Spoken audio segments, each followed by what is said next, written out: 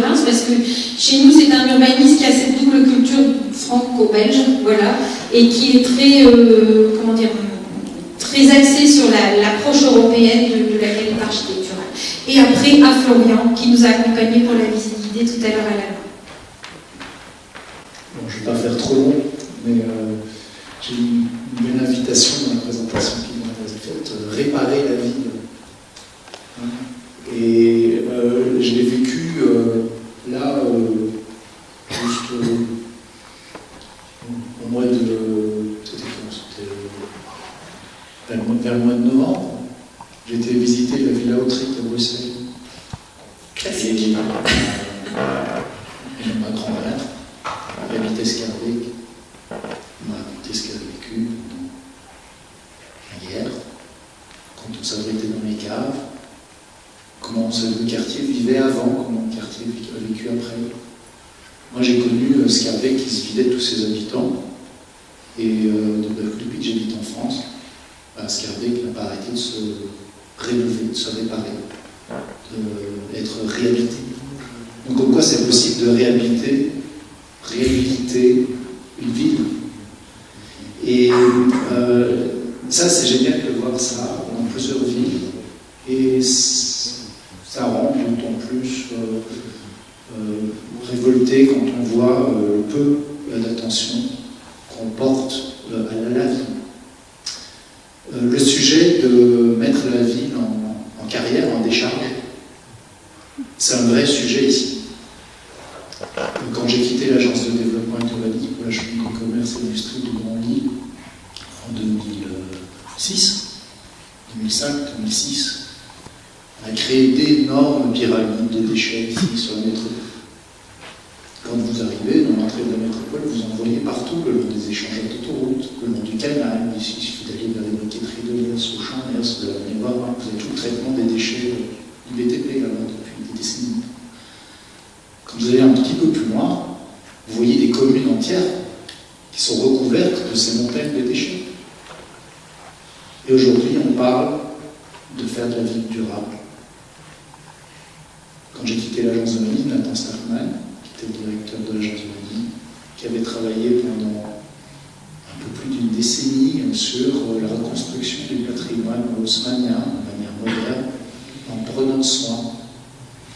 J'ai travaillé avec Philippe Paneret sur ce sujet. Elle me disait plus de 99% de la ville existe déjà de demain. Et quand on écoute les personnes aujourd'hui qui s'expriment sur les questions de bilan carbone, ce qui est supportable par rapport aux défis que nous avons aujourd'hui, c'est en fait à peine plus de 3% des constructions qui vont se faire demain qui sont neuves. Si nous ne prenons pas soin de la ville aujourd'hui, comment est-ce qu'on va résoudre les défis qui sont devant nous? Donc cette question du patrimoine, on va dire du patrimoine, de ce qu'on mérite de toutes ces constructions, et je trouvais la présentation vraiment intéressante par rapport à ce positionnement. Nous héritons du bâti, et ce qui est important, c'est ce que nous allons en faire. Eh bien, c'est une vraie question, et c'est une superbe opportunité que nous avons de nous saisir de cette question ici, sur une métropole de 2 millions d'habitants, près de 2 millions et demi en transfrontalier. Quand on va avec le bassin minier, on voit bien l'exercice et même déjà le travail qui est fait avec le bassin minier UNESCO, tout ce qui a été fait aujourd'hui sur les rénovations du patrimoine minier, qui est très qualitatif, forcément avec le label UNESCO. Eh bien, on a vraiment de quoi faire. Redévoiler le potentiel de la ville, c'est aussi penser à changer la ville.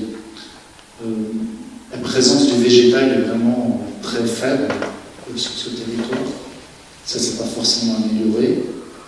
Et le soin qui est porté aux espaces publics, comme ce qui a été bien souligné sur l'expérience bruxelloise, mais ici l'expérience est un peu plus violente encore, puisqu'un espace comme la grande place de Lille, j'ai travaillé là, au Palais de la Bourse, et vu cet espace vivre au quotidien, est rénové, dégradé tous les 3 ans.